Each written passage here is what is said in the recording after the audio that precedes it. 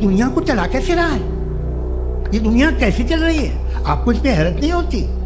या क़यामत के बाद कभी एक जस्टिस होगा, जब ये बच्चा मर चुका होगा जिसकी धज्जियाँ उड़ गई बम से, इसको इंसाफ मिलेगा तब। अच्छा अब जवाब दूं?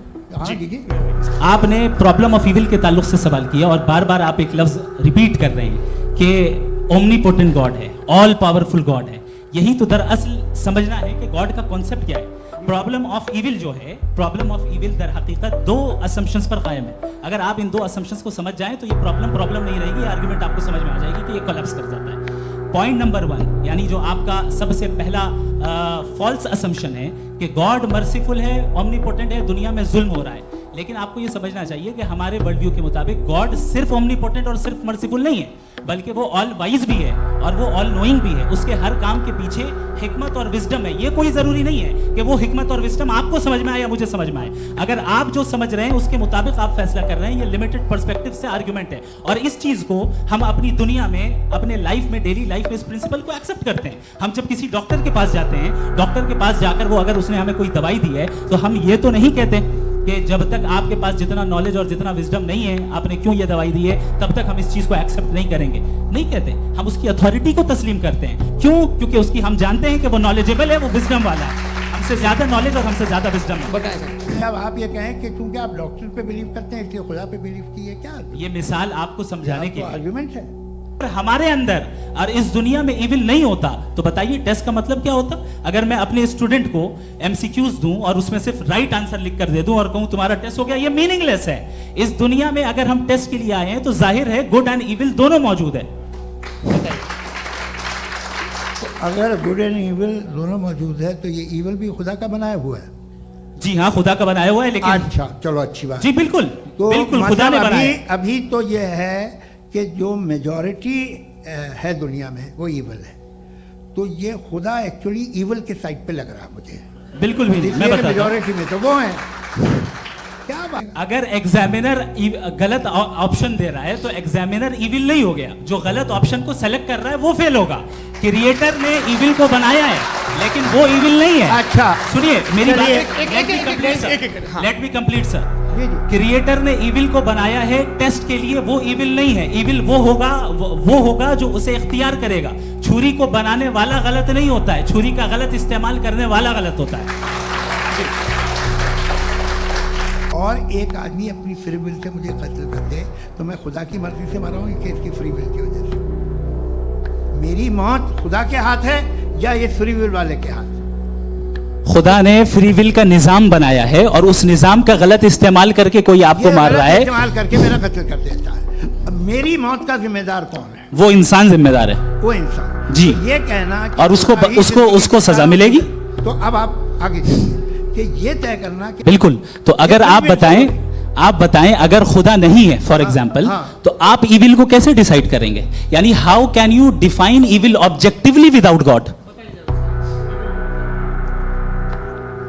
देखिए दुनिया में दो तरह के जानवर हैं, एक जो अकेले रहते हैं जंगल में और एक जो ग्रुप्स में रहते हैं। ग्रुप में जो भी रहेगा, चाहे वो आपका फाउंडेशन हो, चाहे कोई क्लब हो, चाहे कोई पॉलिटिकल पार्टी हो, चाहे कोई यूनिट हो, उसमें आपको इंटरैक्ट करने के रूल बनाने पड़ेंगे। यानी लोग तय करेंगे।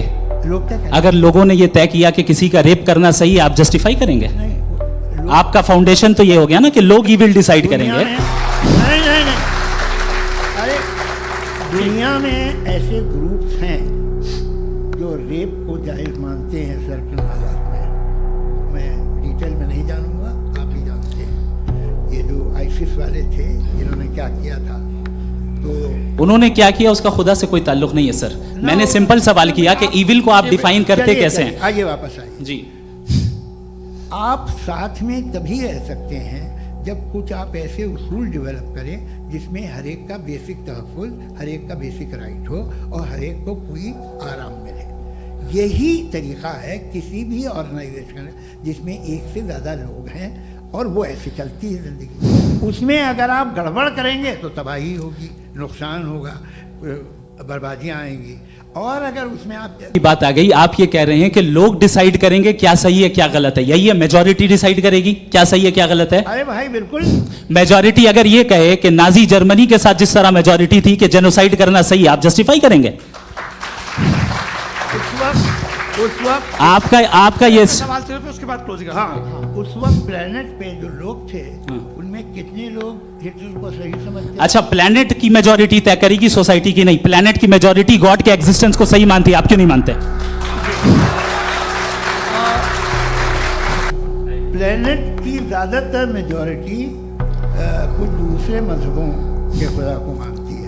आप उन्हें क्यों नहीं, आप तो मेजॉरिटी की बात कर रहे अच्छा, हैं। ये क्लोजिंग majority की बात- आप ये कह रहे हैं इविल और गुड को डिसाइड मेजॉरिटी करेगी, मेजॉरिटी जो कर दे वो सही हो जाएगा। अरे क्लोजिंग इसको जैसा आप ही लोगों ने बहुत शुक्रिया। जी।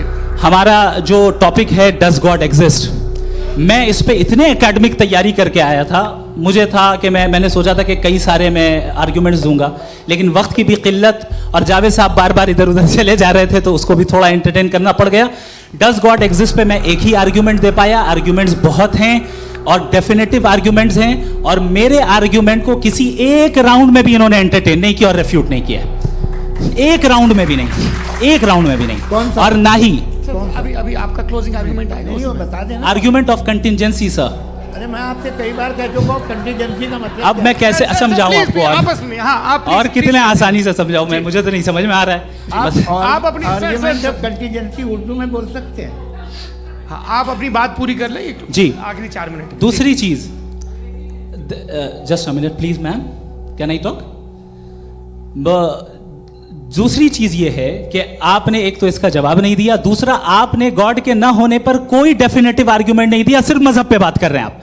मजहब तो आज हमारा टॉपिक ही नहीं था। आज तो हमारा टॉपिक हो, आप मजहब से ले लेकर आईएस तक चले गए। भाई हमारा क्या ताल्लुक है उससे? We condemn them.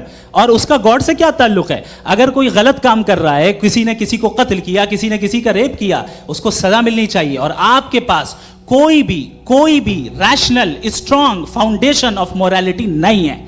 आपने कहा कि मेजॉरिटी तय करेगी सोसाइटी की, वो सही होगा। मैंने कहा हिटलर को फिर आप सही कहेंगे, नहीं, प्लैनेट की सोसाइटी की मेजॉरिटी तय करेगी। तो प्लैनेट की मेजॉरिटी गॉड के एग्जिस्टेंस को मानती है, आप कह रहे हैं ये रिलीजियस है।